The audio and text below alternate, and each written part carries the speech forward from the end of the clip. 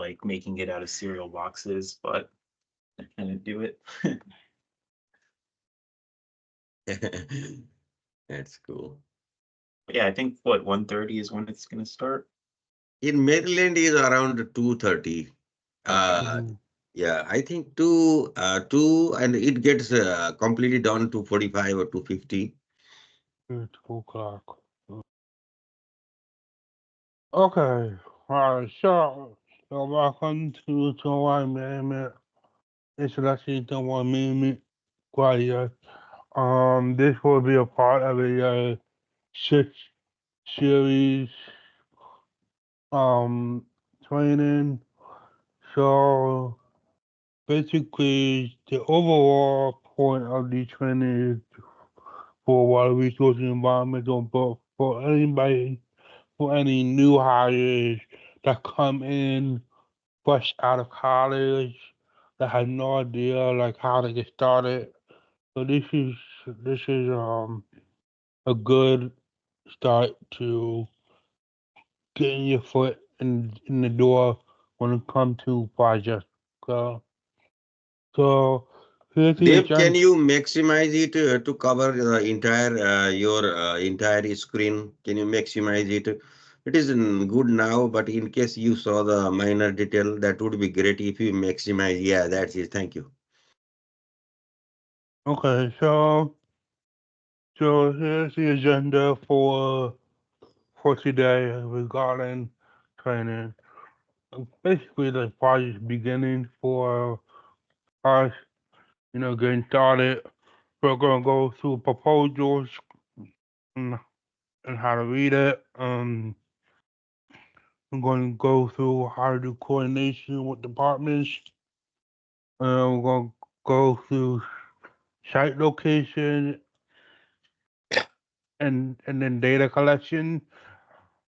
I'm hoping to spend about an hour on this part here, all the way up to data collection, and then hopefully another 30 minutes or so with environmental data collection. So it's like I'm separating into two parts with stormwater management, water resources, and environmental. Um. Okay, so getting started. So usually when we start a project, we usually look at proposals first, right? And as a design engineer, before you start a project, your PM or supervisor should be able to get you started with explaining the project and what you do. You know, but as a design engineer, we should be able to go through the proposal ourselves to familiarize ourselves with the project as well. So, it's, so I'm gonna put up an example. Right. So this is I-81, I show what the road example.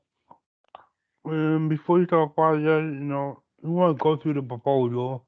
And proposals are usually located in the correspondence folder here.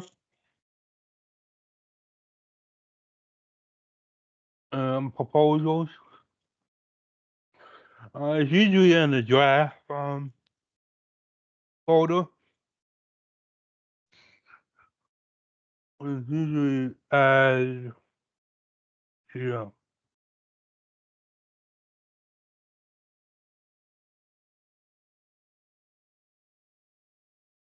So before you start a project, it's a good idea to read over the proposal, see what the project's about.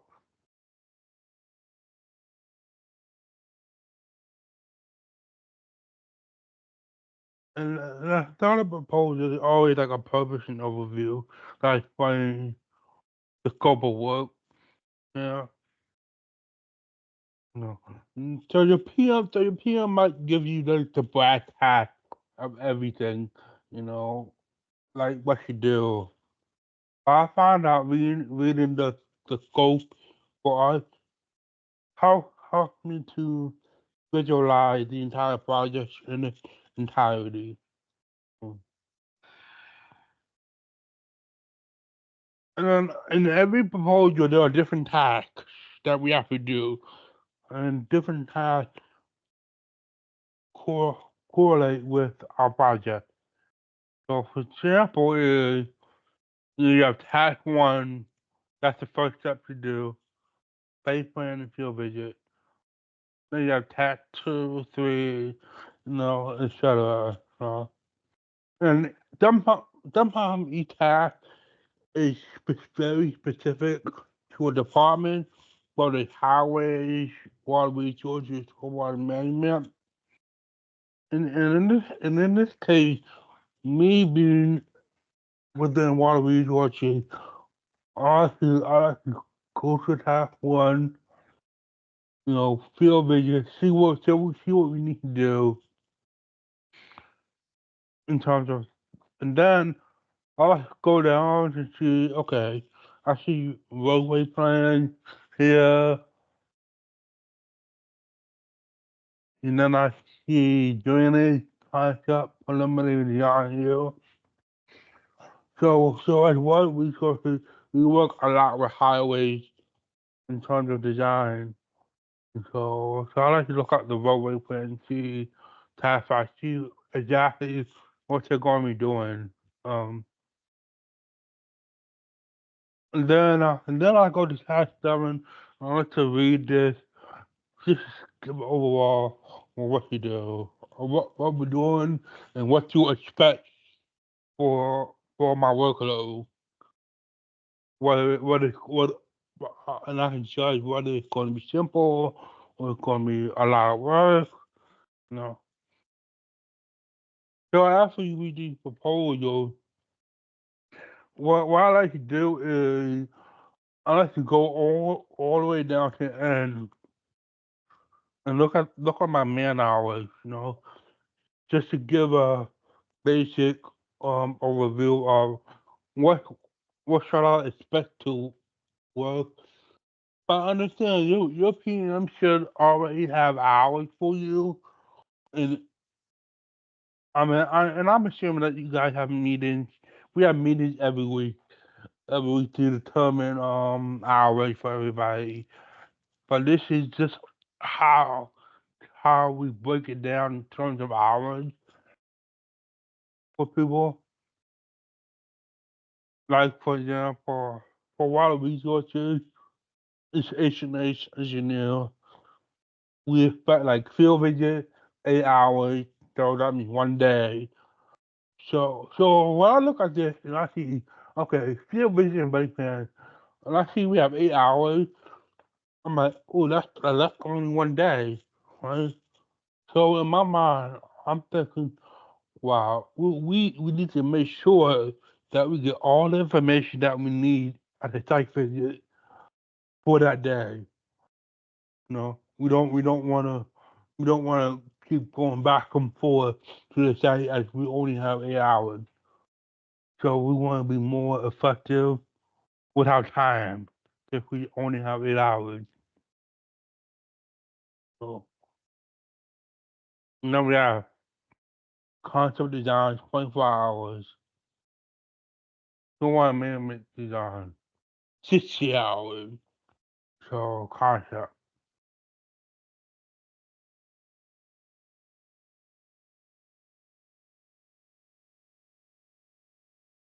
And so that's just basically a good way to judge how much time you should be spending on project, etc. Okay, so the next thing, now that we review these proposals, we have to get started, with what to do. Mm.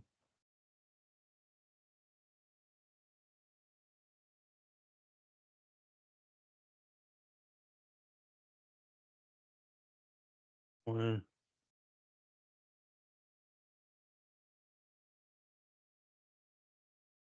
Okay, so basically, for our resources, before we get started, it's very important that we coordinate with the departments on the work because at the beginning of the project, we really don't have most of the time we don't have surveys or anything. We don't have anything, and most of the time for water resources, highways highways usually start the design earlier, and at this point, we want to coordinate with highways to see, you know, where they are with their design. Because for our resources, our design depends a lot on highway, so they work with each other. And so I usually um I usually ask the PM, okay, who's my who's the guy? Who's the not the guy? Who's the guy or lady engineer that's working on this project? You know, and then I would ask that person, hey, is your highway design completed? Is your stage file completed? If not, if not, can you give me a timeline for that when it's completed? Um, and the reason why we ask that is because when we start working on a project and it's not finished, and we start doing our design with a not when the design's not finished, that can cause issues. Um, and and it can be like a waste of time if the design is not like 100% finished because they might be changing something in the design that causes us to change our design. So I find it's really effective if we just wait till they finalize the design and then we can start. So, now that you did the proposal and everything, we wanna get to where the site is.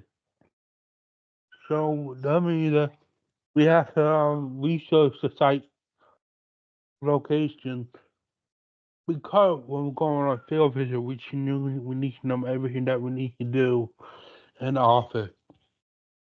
Uh, So before you go to a site visit, you wanna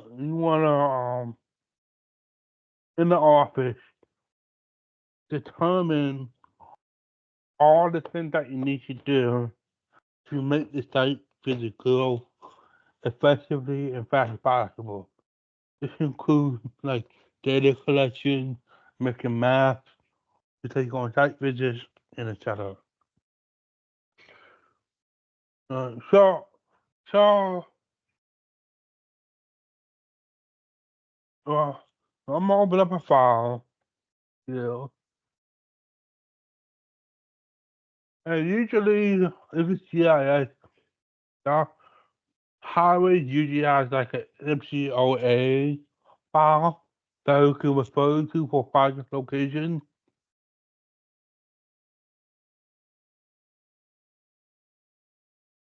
Highway usually has the MCOA file here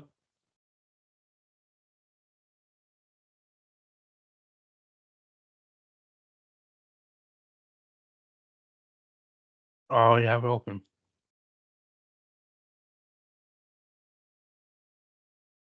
Okay. A highway will usually have an MCOA file here already. And what I like to do is I like to reference the MHD file and the shading file. Because at this point, I'm already coordinating with highway and confirming that, you know, okay, the design is done, so I can know where the location is.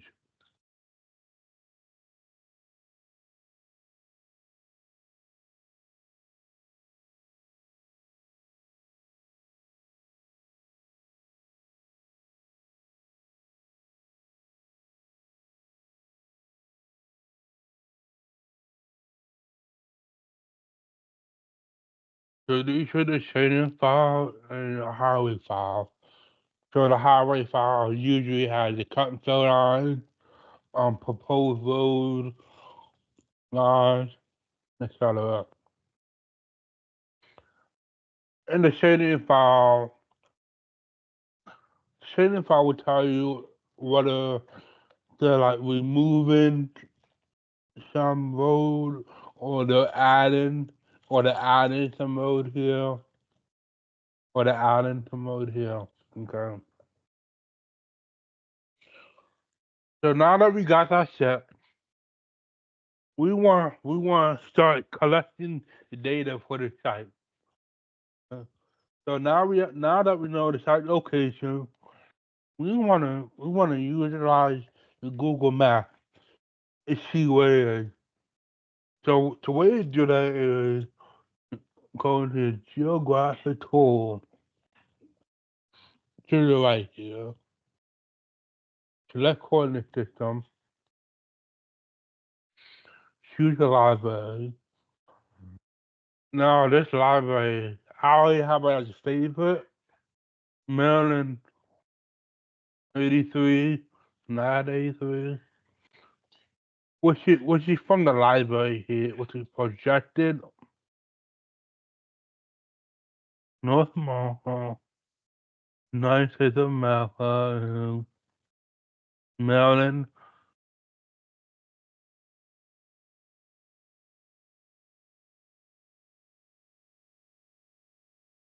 Which is 2011 Maryland State Bank, which is here. So I choose that. And then once I choose it, this will allow me to view it in Google Maps. So I can go open location in Google Maps and I can just click on this area. And it will open up my location in Google Maps for me.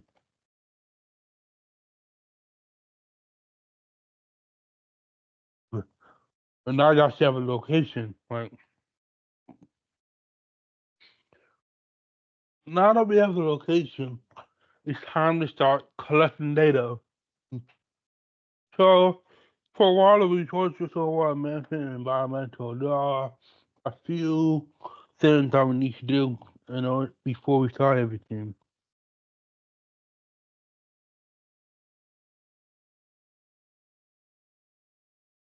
For data collection, we have to check to see if it's in a FEMA floodplain.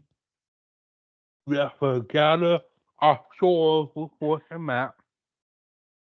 We have to check to see if it's in tidal waters or not.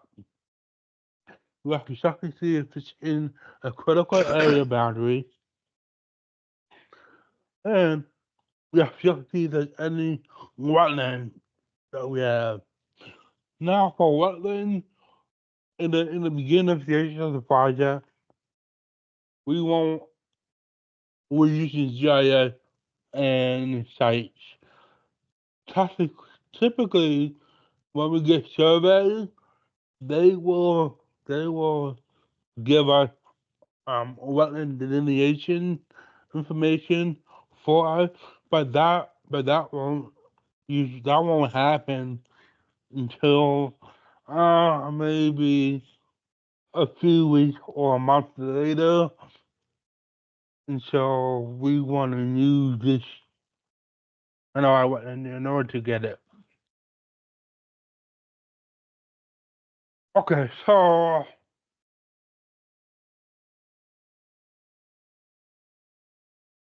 of course, in order to some of the FEMA floodplain,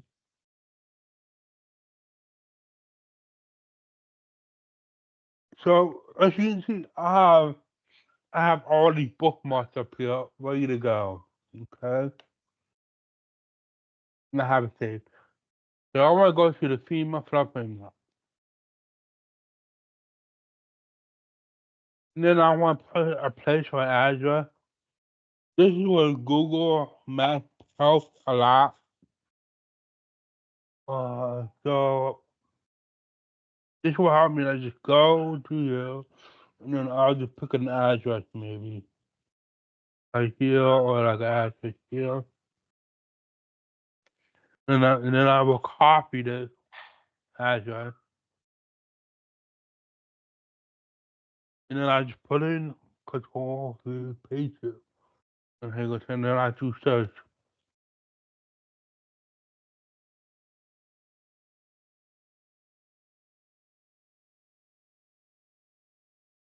Then I can download a flood map for this area.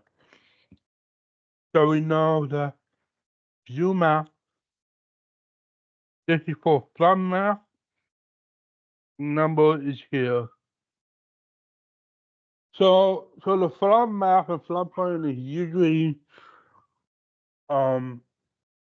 where for areas that usually going to be flooded in case there's a huge storm, like a huge storm, like 100-year or 500-year storm.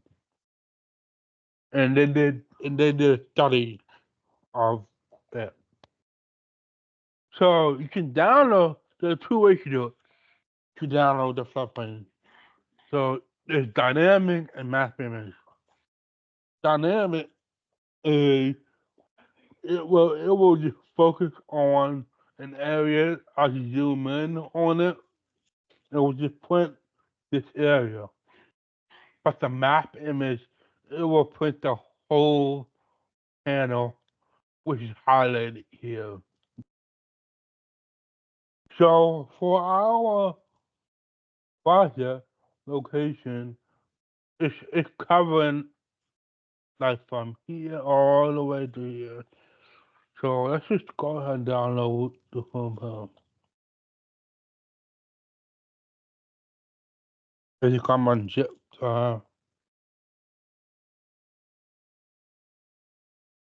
it's usually as a test here. You can open it up.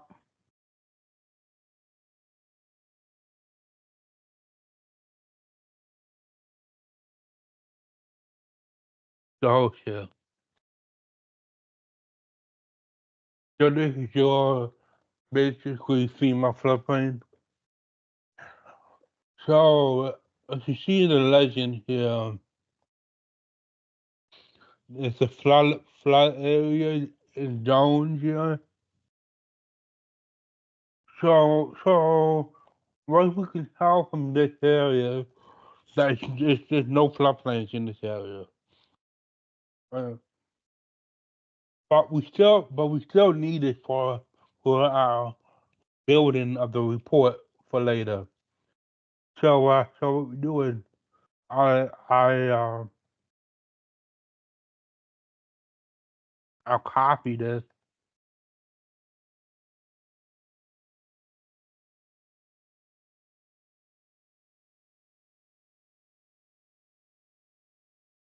And I'll put it into wherever my project folder is.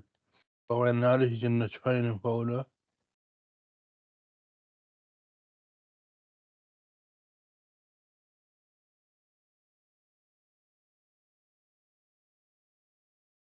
And then I put it in my hydraulic, and then with the report. And then I put it in my environmental documentation here. And here I have FEMA floodplain.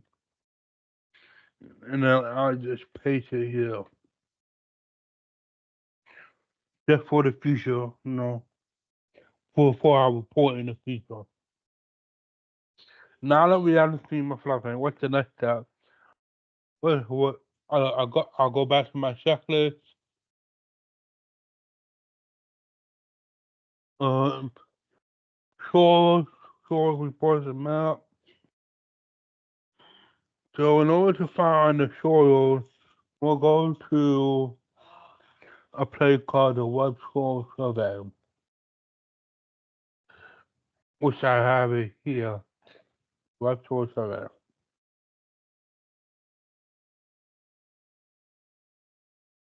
Now these will have like all the source information for the entire country, but really we just need it for Maryland here. So what I'm gonna do is I would do a quick navigation based on the address. Then I'll go back to my address here. I'll copy the address. And I can go and then I'll zoom in on the address. In here. So then I can zoom out.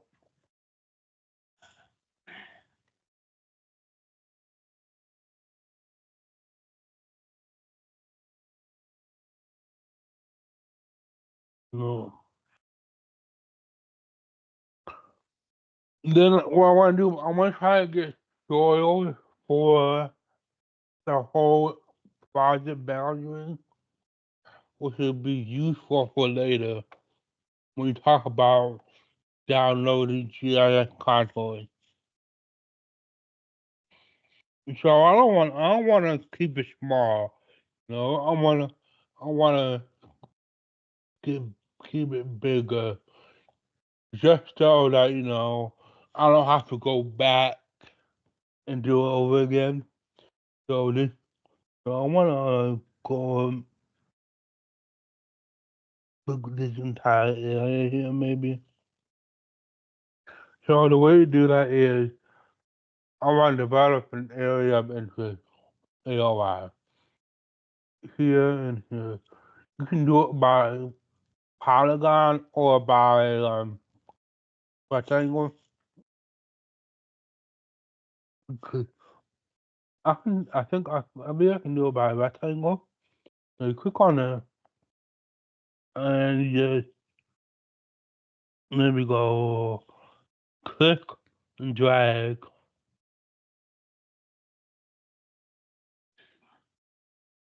Hmm, let's see. Maybe that might be enough.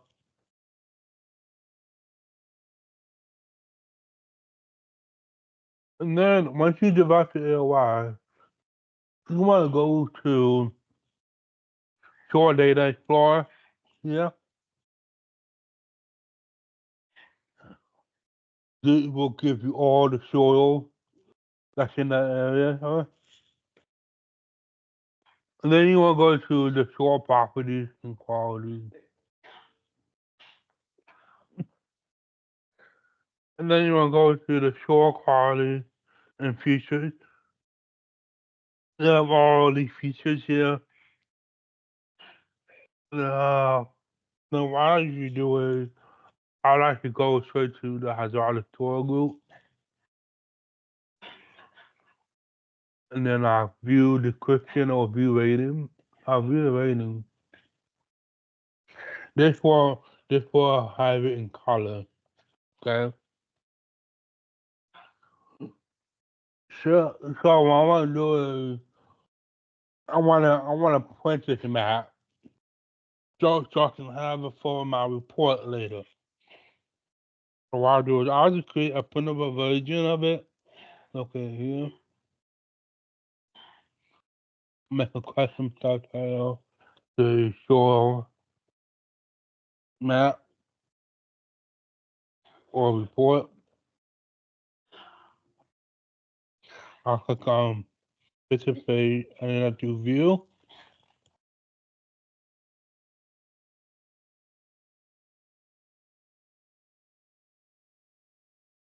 And then you have this whole report. The because it's in color, it'll tell you what type of soil it's in. So this is purple. I'll go back to purple, which is beach soil. And then this is red here, which is deep soil here. So now we know that this site is predominantly in B and D soil. Oh, so I'll just download this and then I'll save it.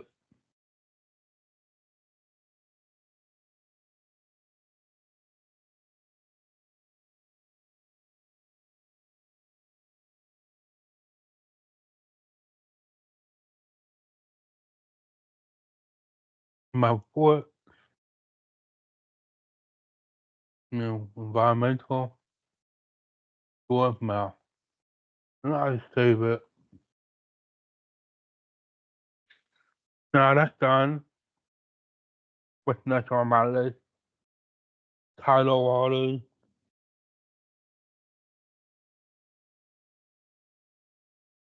I open up my other tab. Managed here to high quality waters.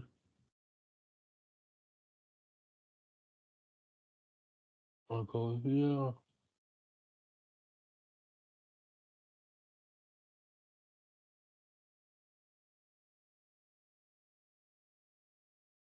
So this is where you determine what is safe in tidal waters or tier 2 waters.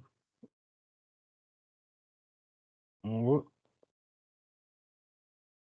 proceed the map. Again, I put my address in here.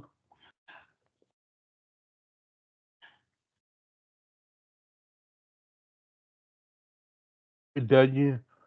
So it doesn't seem to be in any tidal waters here until it got all the way out here. So because it's not here, it should be good to go. There's no tidal water, so you don't have to worry about that. So I'll go to my next list here. Critical area boundary. I'll go to my critical. I have my critical area map. So you see here, I have all these bookmarks here saved because I know that I go there a lot. So, but if you want me to send you all these websites, let me know.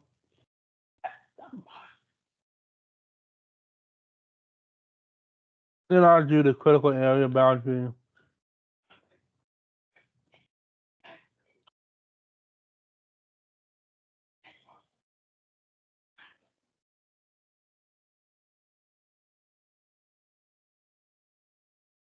I'll put you, oh, and put you.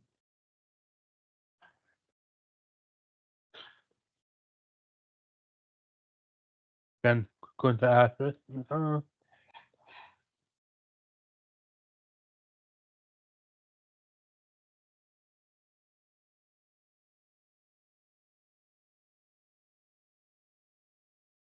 So this is my area. So it's not in any critical area boundary. It'll be good. So we're good to go here. But if you zoom out and look over here, like another project, they have critical areas boundaries here.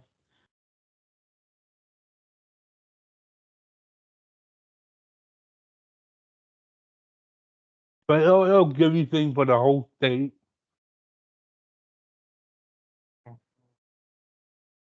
Based on different colors. Federal.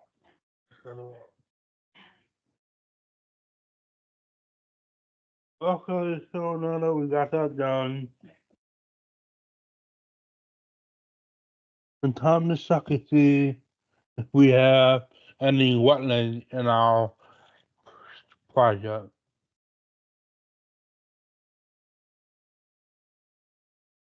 Here I go to the wetland mapper.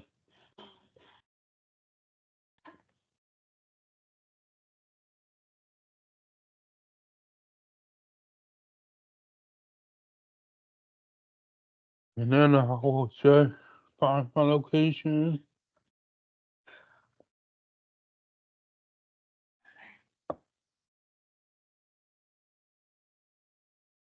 See if I have any wetlands in the area. I don't have any wetlands in this area either. But let me see if I can find it in the example of where would be a good wetland area though for you guys.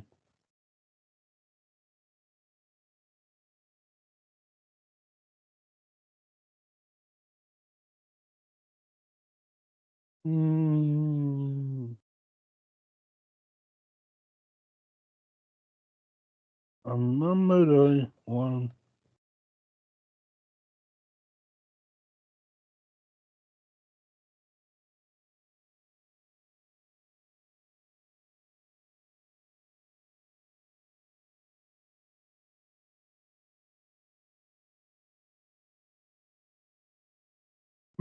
Okay, you're going. So if you have violence in the area, this is what it will look like. Yeah.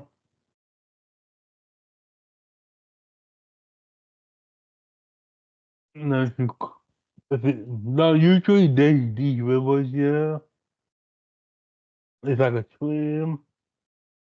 If you click on it, it'll give you a description of, okay, this is freshwater habitat. Wetland. And here will be the here. If you click on this river here,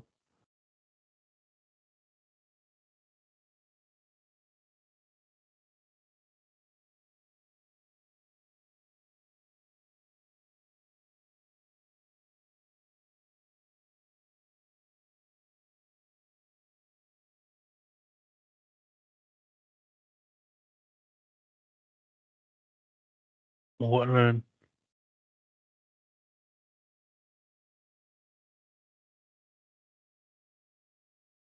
a riverine habitat. Typically, go to your description. Usually when it's a river like this, it's usually like waters of the U.S. most likely. Now you can print this as well. You can print it.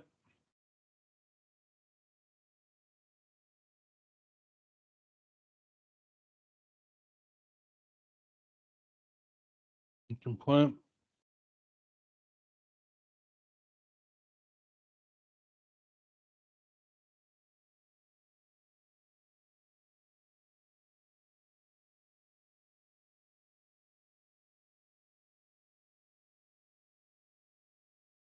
In the wetland report,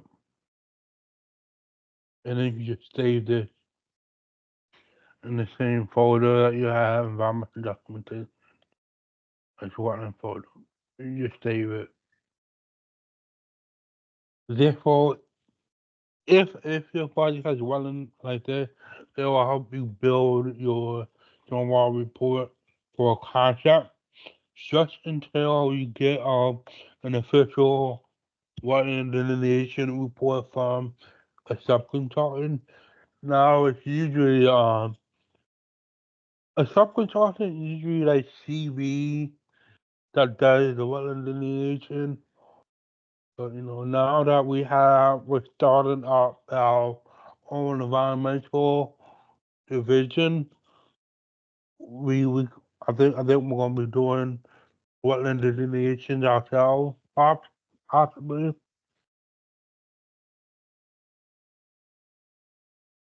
So last time.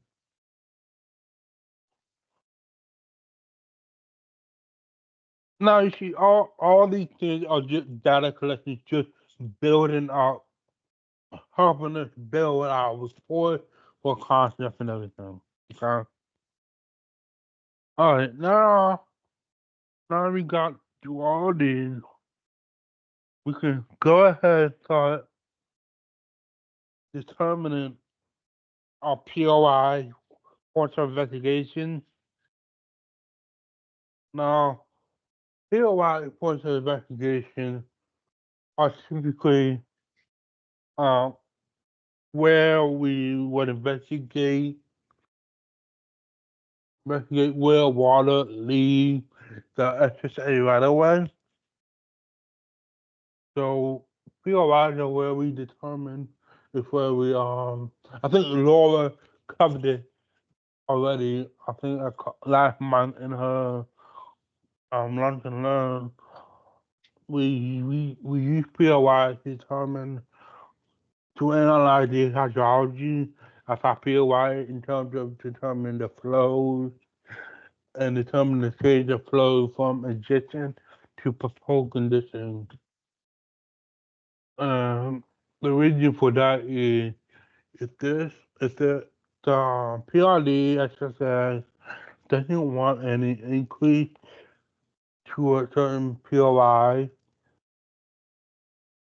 they want to keep it as knowledgeable as possible based on the improvement.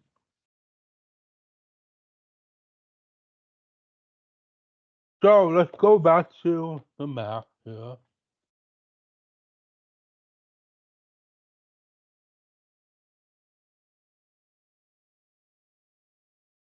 So if you don't talk about POI, we want to look at our area of work. This is our area of work. So we want to choose a POI that makes like the most sense.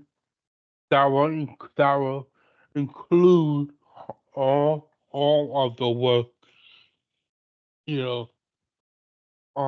So depending on where you choose your POI, there might be multiple POI, or there might only be one POI, you know. But how can we choose it? And so what I like to do is I like to see if there are any like culverts in the area or pipes in the area, because usually culverts and pipes, sometimes that's usually the basis of the POI. It gives us a good like starting point, because culverts and pipes, they usually offer to a stream or some kind of stream or a river, etc. So that's really a good point to start. So, but we don't have survey, right? So how do we determine where the covers are? How do we know where to find the covers? So since this is a state job, Maryland SSA has a GIS database where you can look at culverts and pipes. Again, I'm just gonna go open up my location in Google Maps, get a property area, a closest area again.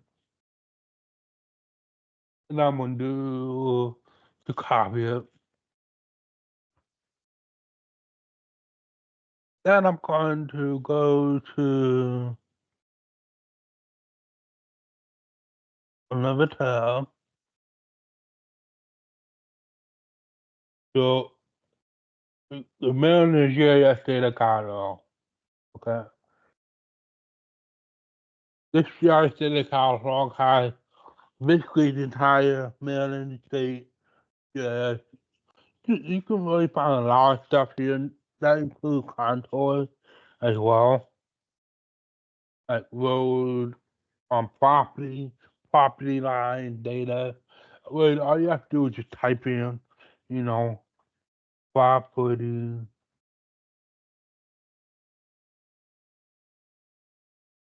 bridges, structures, water US, any type of data. So, but I want to go for pipes, right? Let's see, storm drain. What if I do cover? If I do cover, they have something called conveyance structure. Now, conveyance will be, pipes, ditches, channels, etc. If I click on this,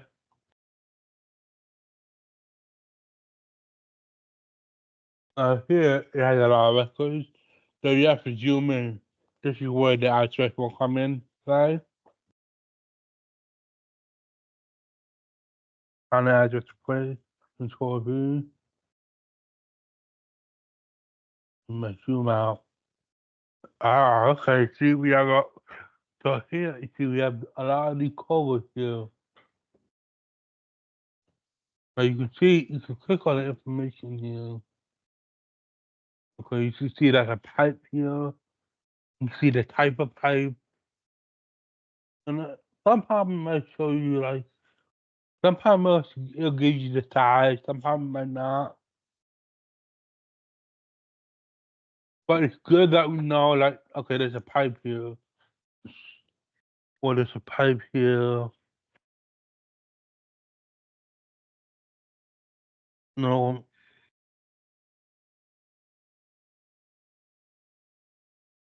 So now that we know the location, we can like download this data and put it into our folder. So I did my due diligence. So I downloaded all the files for conveyance already into our library network for you guys to use. It should be usually um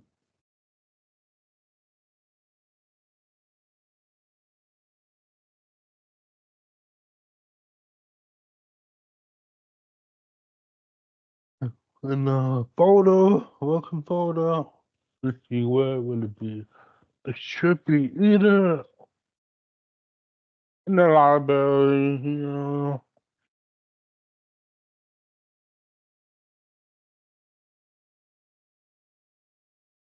Let's see what resources. Just no,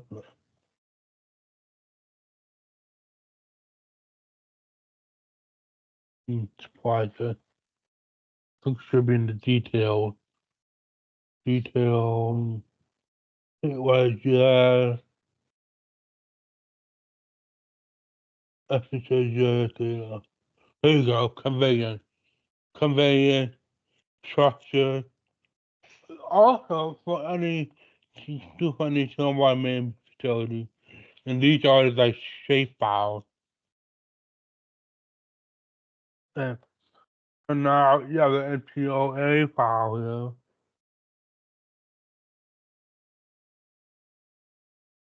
Conveyance. It's a huge. It's a big file. File. So this one attach the shape file that I found here.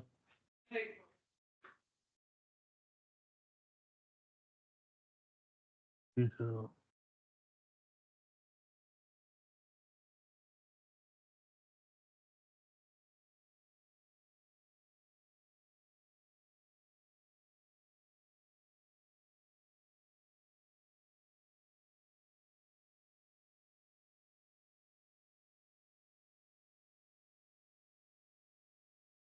Now this will give you all the pipes and conveyance for the entire state of Maryland. Now let's just say you don't want to keep that say file for the entire state of Maryland in here because it takes a long time. So you didn't put okay. So now see all these pipes I have here. In order to see it better, you can change like the color of it. Or the section, maybe yellow. And let's put my override on.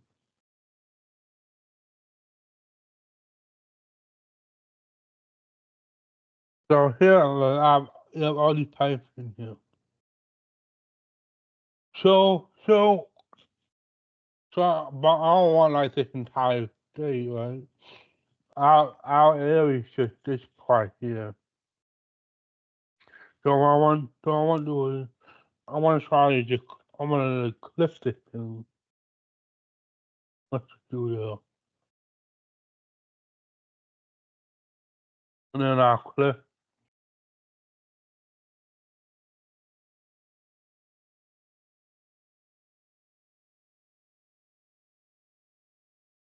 I use the tap this button, clip it. No, the boom. And now I'm already in my MPOA file. So probably if you click on this to do information,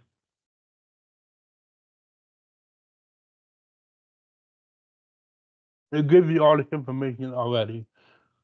So to make it active in the modifier, you just want to click right click and then merge into master. And then it says merge reference, merge reference. So now it's active in here. So now you can manipulate the pipes lines to Egyptian pipes.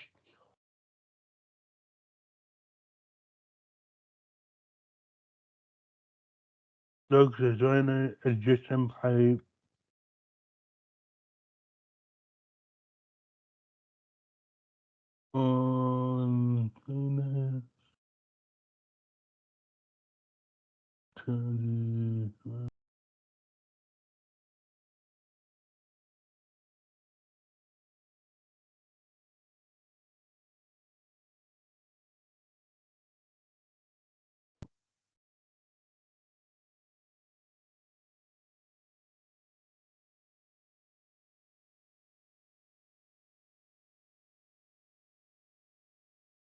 Let's say it's just an 18 pipe. But you have to be careful, the scale's not correct here. It's like 30 kills and 1 kill. So it's an 18 pipe here. Let me see this model file. It should usually have pipe. So I'll go to my bar menu, content server, MPO, pilot. There you go, storm drain pipes. So if you click on this line here and go join it, storm pipe, and change it to like 27. So change your line type structure. So now we got the decovers and pipe here. We can work on children POIs before you go to the field. So I can see there's a cover here, there's a cover here. Usually it seems like it's off on here. You might put a POI here. You might put like a POI here, maybe. Or here. But at the same time, we still need contours, to determine where the pipes are flowing. So this gives you a basic overview. Okay, I might know where my POIs are. I might know it. So, but to confirm that, I need to do my GI contours. So this is where the the storm the storage map comes in. So for GI contour, we utilize ArcMap for GI contours.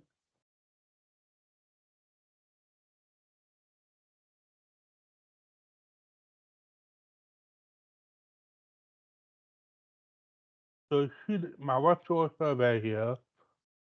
I'm still here on my web source survey in the file. So what I want to do, I want to download the source data here. And I want to create this download link.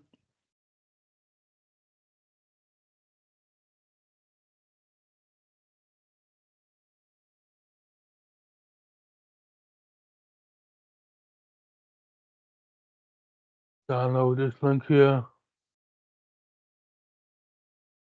Now this will download the shape file for you.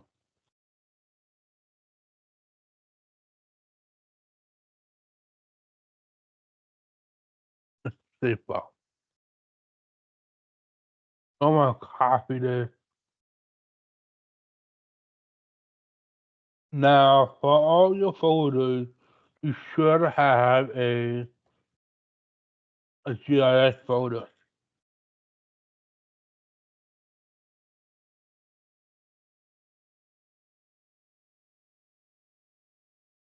Which is located in the drawing folder and GIS.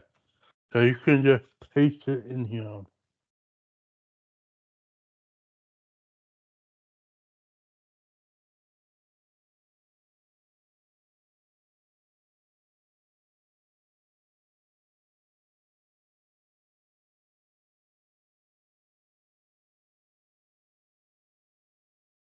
And now that's in here, we can see if it's in the right location when we bring it into our drawing.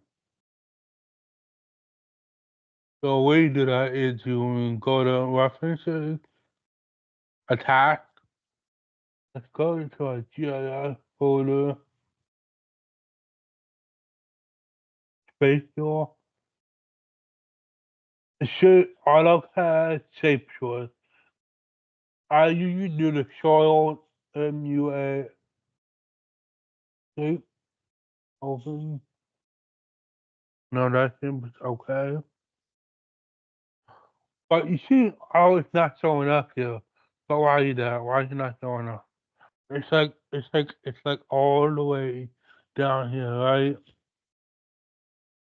But why is that? So the reason why it's not showing up in the right position here is because you have to project it to the right data coordinate system. The web source survey doesn't project it to man directly because it's based on like the entire US of A. So you have to project it according to the shape. But this is what we use ArcMap for. So you want to go to ArcMap.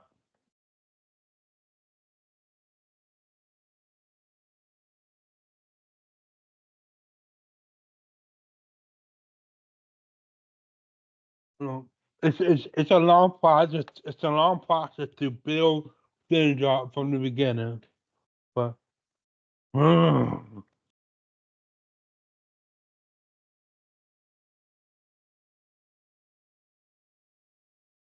dang it, why not?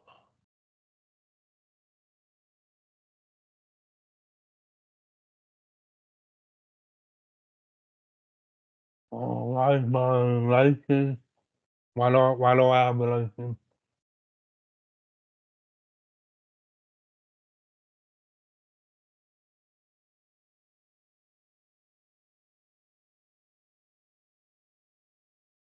Oh,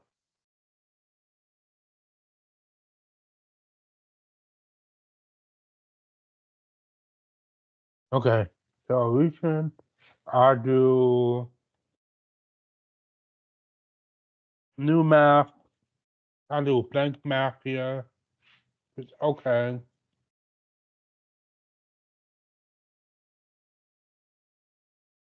No, this is my off map. Okay. So I want to connect it to my folder. I want to do catalog. Check my folder connection. Connect to a folder. Okay, I want to check to I see in my project folder, right? And it's under training, 124, someone man, yeah. Drawings, and then GIS. Okay. So now what I want to do is, I want to add my data, to add data button to the left, and choose the folder that I just added connected to. And then do spatial. Now they see the show here. So here, now I want to project it to the mailing stay plane thing. So what I want to do is, I'm go to my data management tool, projection and transformation, go to project,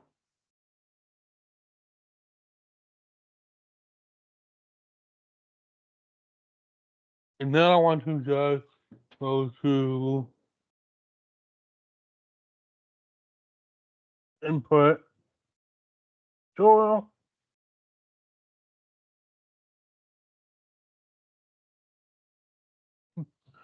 Now the output, I choose it. Make sure that my output is being inputted into whatever file that I want, which is my GI file.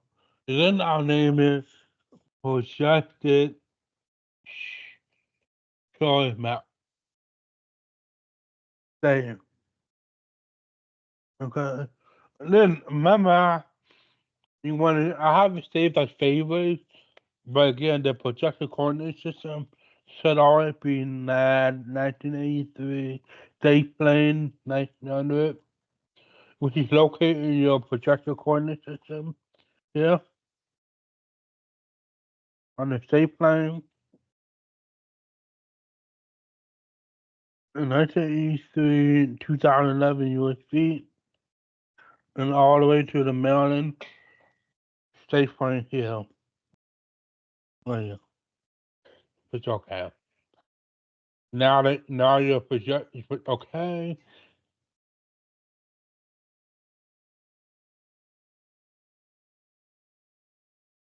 Now it's projection, you have to wait.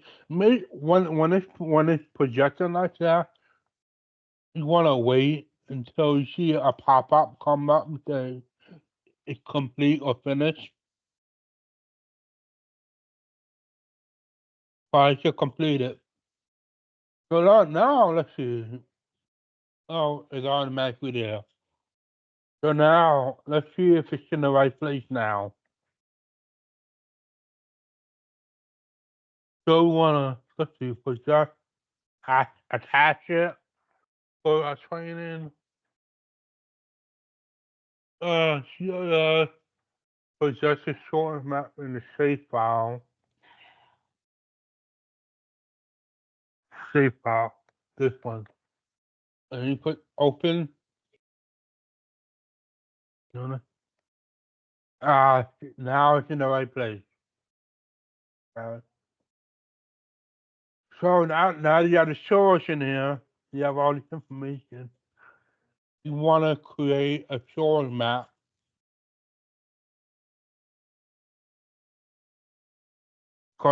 Use the file name wizard. And drainage. Usually have source maps here. Source map. Projection. And whatever the I-81 is the shop.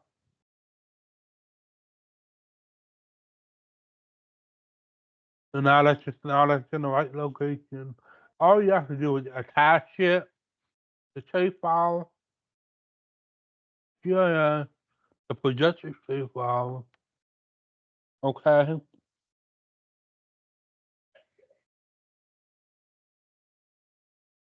then all you have to do is merge this into your file.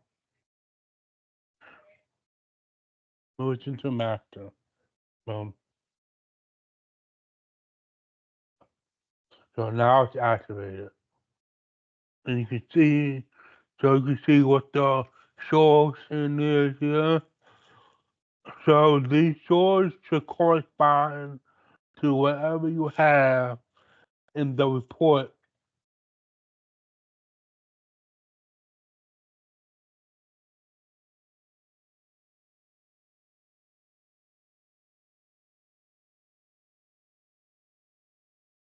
With all this report. Which is why we printed out the report in the hydraulic report and short environmental short math. Which is why we can determine this is all visual.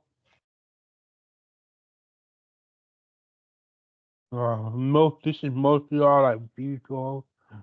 What we can do is just create shapes, visual, create region by flood, and just no.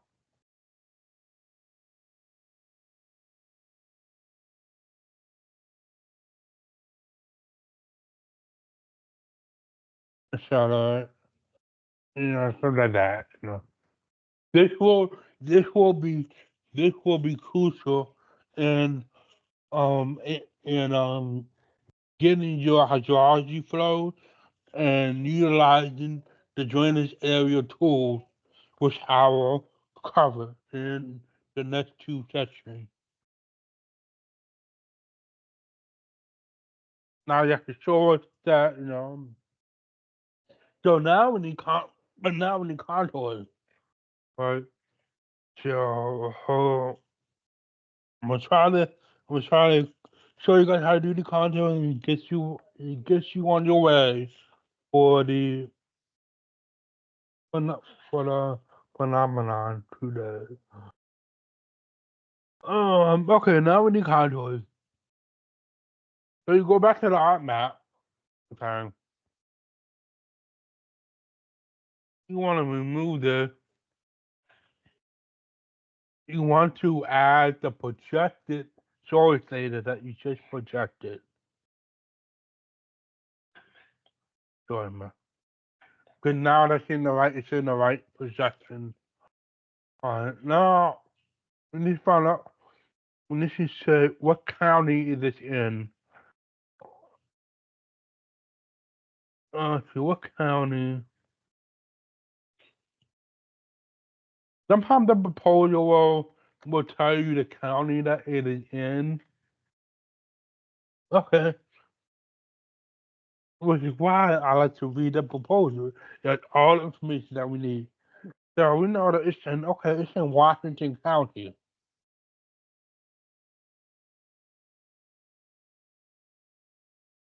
Now,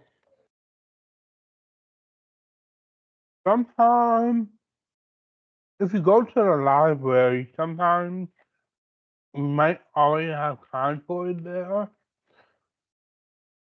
Let's see.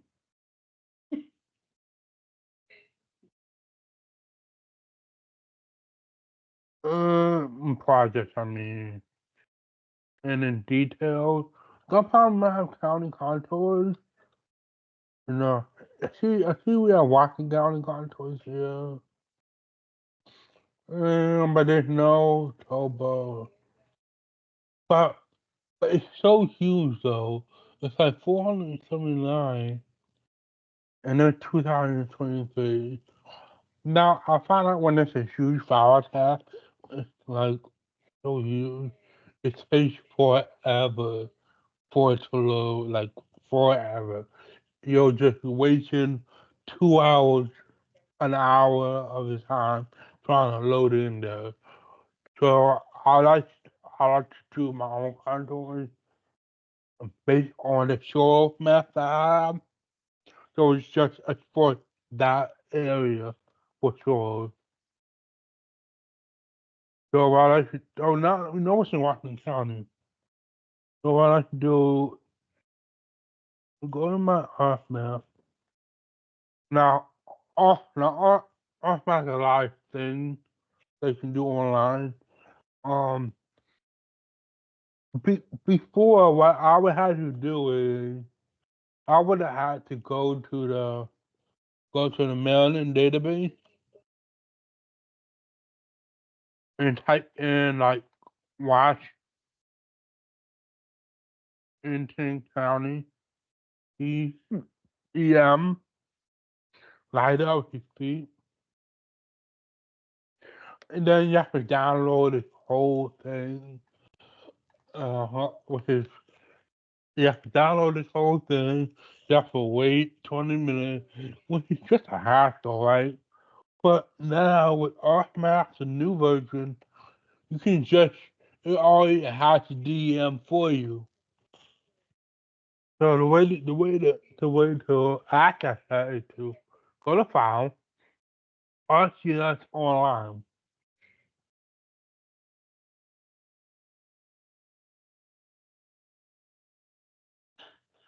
And then in the search bar, just type in Y.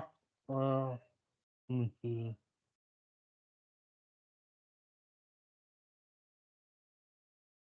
Washington County DM and click enter. It'll load. Boom. All you have to do is just add it. Make sure it's in feet, not meters. Just add it, and I have your DM. It'll give you DM for the whole Washington County. But we don't want the whole county. We just want this, this, this clip here. Or we want to clip this master out. So the way to do that is to go to your R2 box, go to your data management tool, raster, processing, clip, choose the one you want to clip, and choose the output you want to output it. So that looks like this area here, which is your projected soil map. You shouldn't have to change anything here. Don't touch it. And put OK.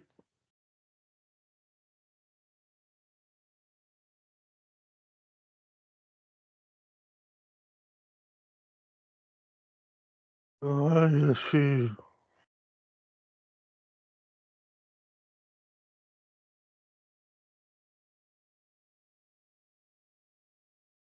Now that it's clipped,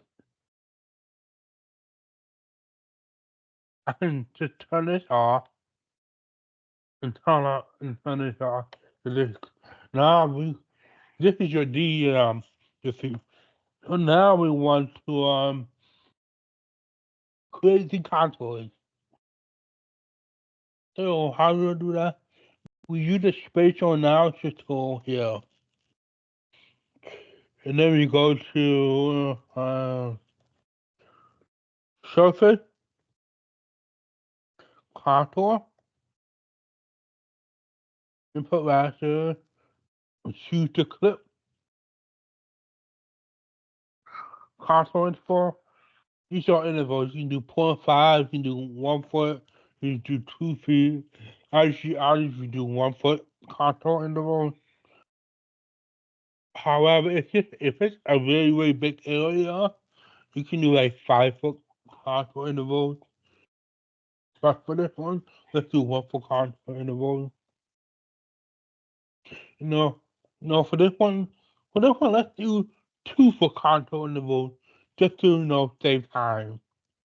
Because the more intervals you do, the bigger the file is, and etc. So let's just do 2 foot contour intervals for now. The standard should be 1 foot contour intervals, but for time training purposes, let's just do 2 foot contour intervals. And then you click base 0 G factor 1. Let me click OK.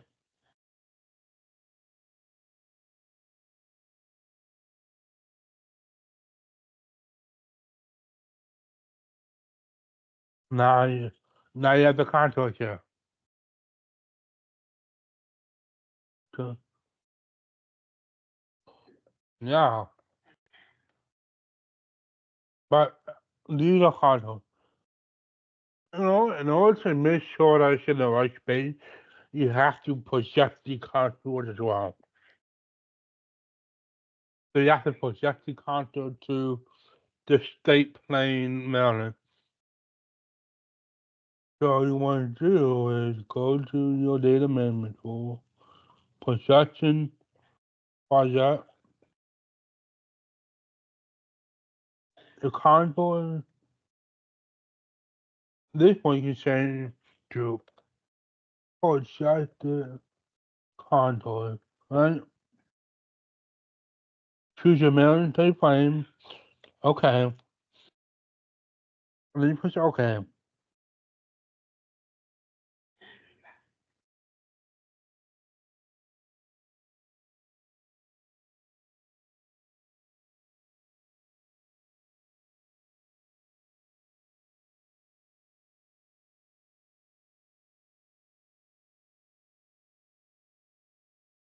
And I see it's loading here.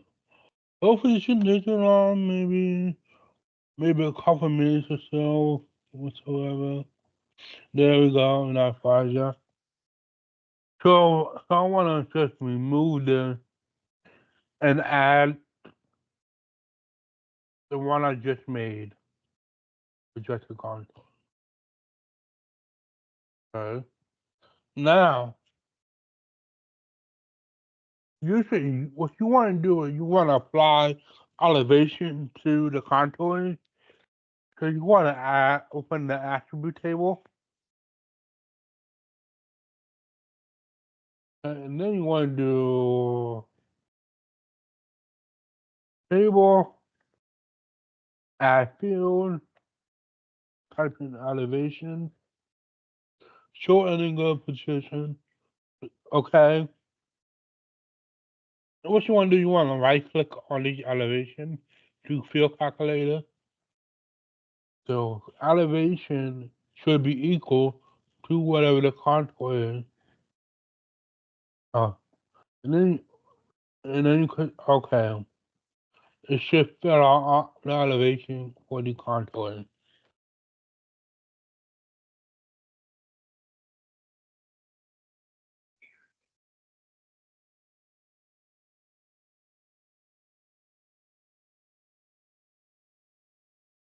Alrighty, now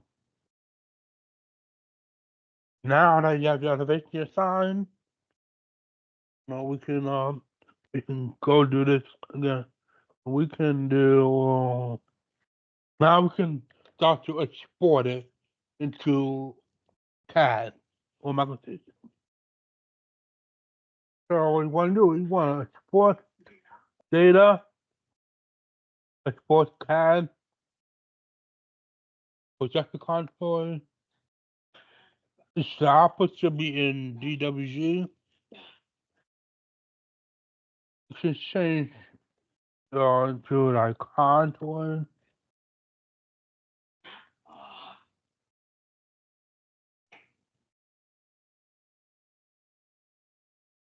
And training.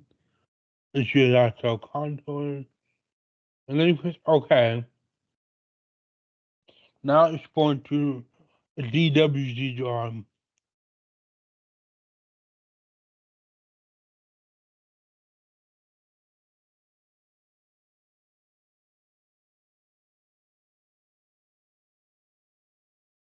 Hopefully it shouldn't take more than a couple minutes because it's a small area. But there are some projects you might have a huge area or a huge project. It might take 10, 15 minutes to do.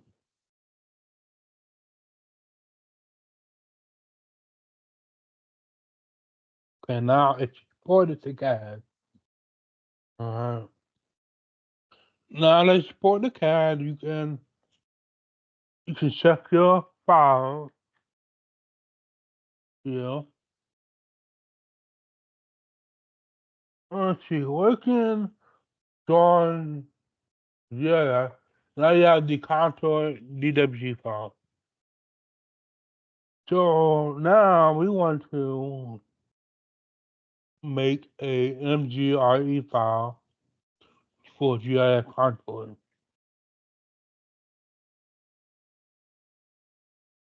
So I have the strange email.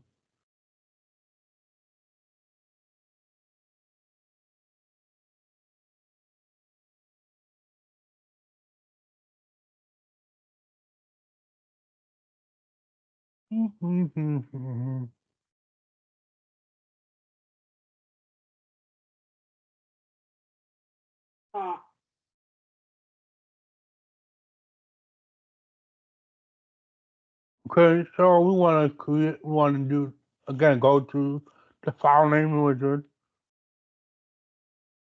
and go to model, MGIE, edition,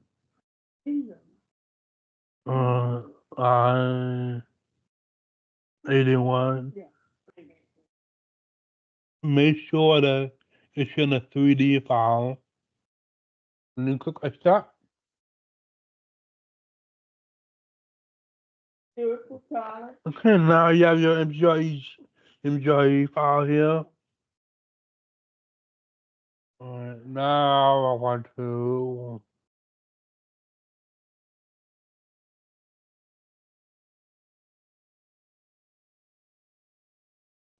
to add my DWG. But for now, let's add our MHD file, which has the work that I already did, just so we get a good frame of reference.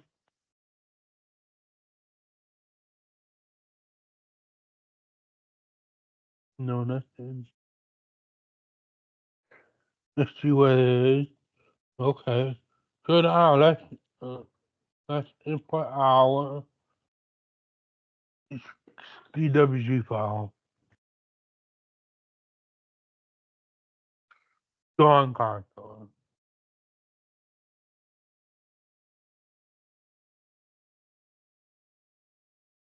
No, nothing.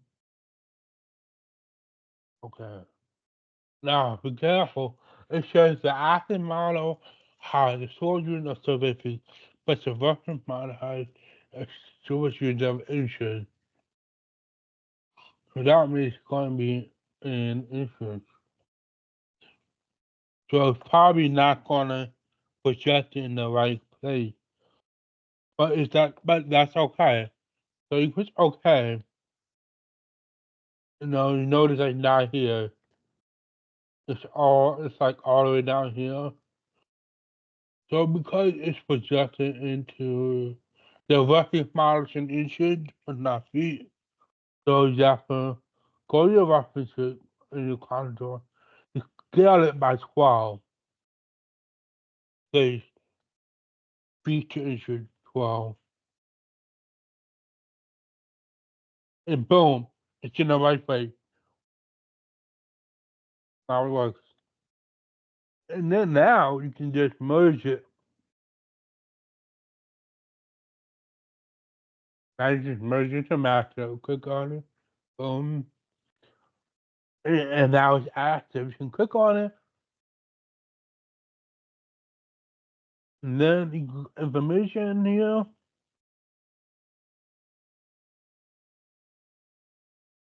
And then it'll show you the elevation, geometry. Yeah. Okay. Now you can like use this file to make a DTM or what have you. You can manipulate this file so that it's like in a different color.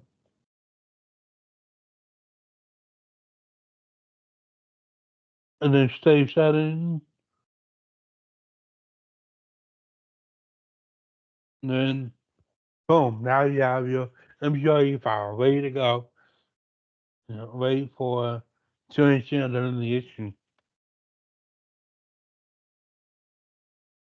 Voice office on this and what popular first, what you know what I'm saying? Yeah,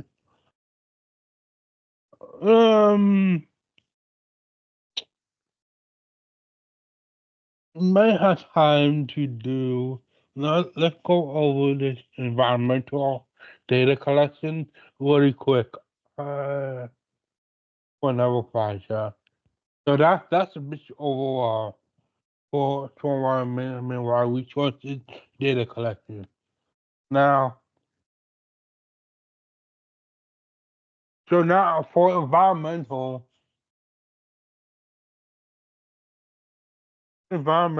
stuff, this is an example project that we have for fishery below. Now, I worked out with Tim on this one. So this project was located in Baltimore County, and basically this project has it's basically for Baltimore County, and this project is just basically installing trash bags and inside the stream, a big stream, And here there's a lot of environmental things that we have to do. But before we get to the environmental stuff, we have to do research on it. I just wanted to give you a overhead of how to get get started with environmental stuff so it doesn't hurt you in the long run. So before you do anything with environmental, whether you're doing work at a stream or whatsoever, what you need to do is you have to go through these three steps. iPad, the Department of Natural Resources, goes up. Now iPad is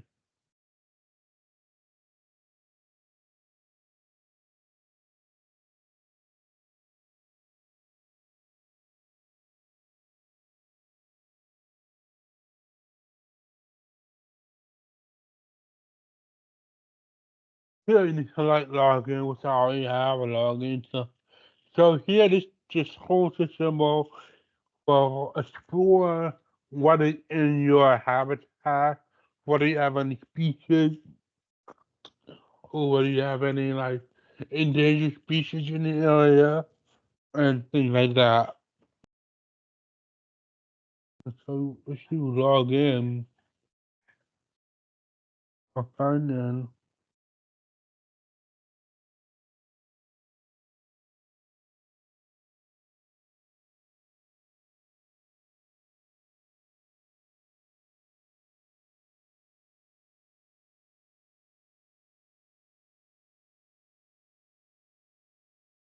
Mm,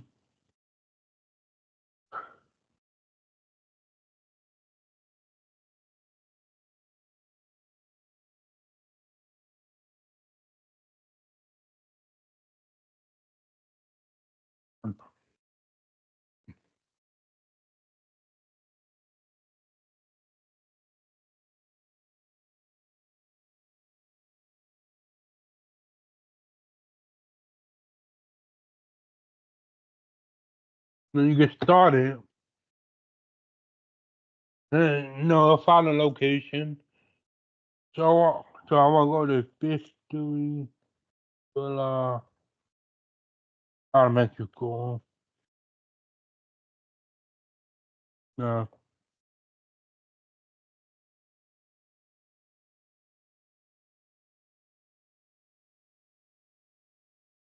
Let's see, it's not working right here, so I'm gonna go to elementary school.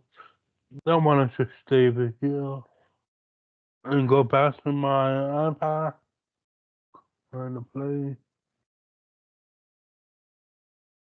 Near the final area, you can do a gas polygon. Well, you can do a gas, yeah. Do all that.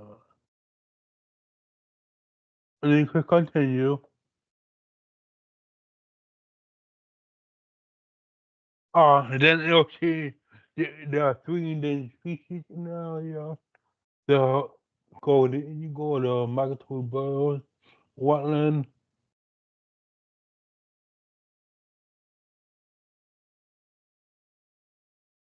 And then and then the next thing is you define your project.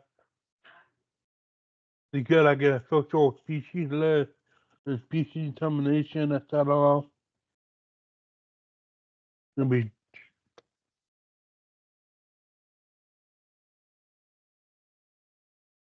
no, it's optional, but you should just do it for training.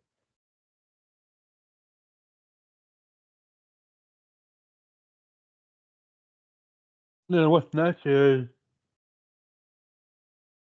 you can start a review as a regulatory review, and then once you start the project and start the review and to request a official piece list, you just start the review and it'll go to like an official review. I don't know if I want to start anything to you define it first.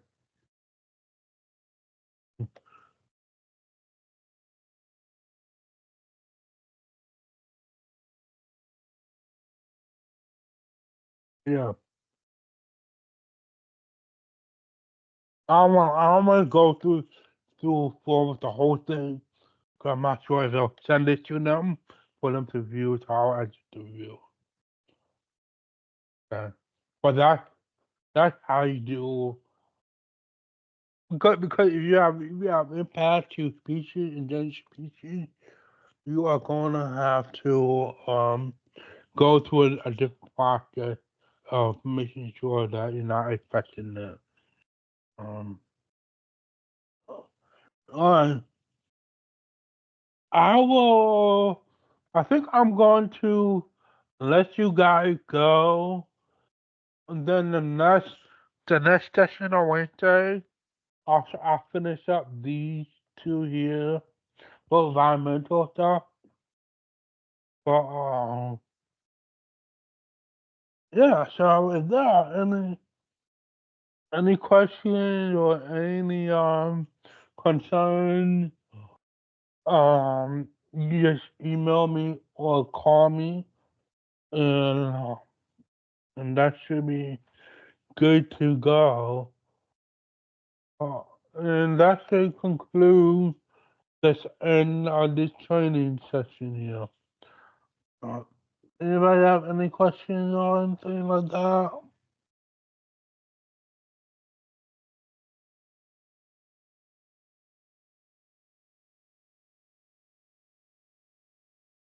So I'm gonna go ahead and stop sharing my screen and then stop recording.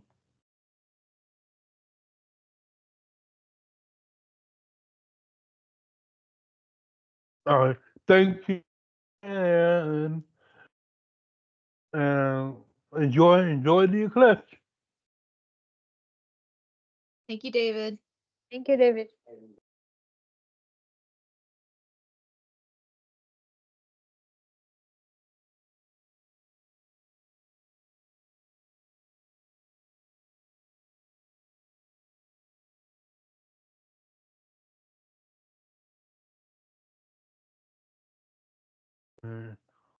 Okay, Amber,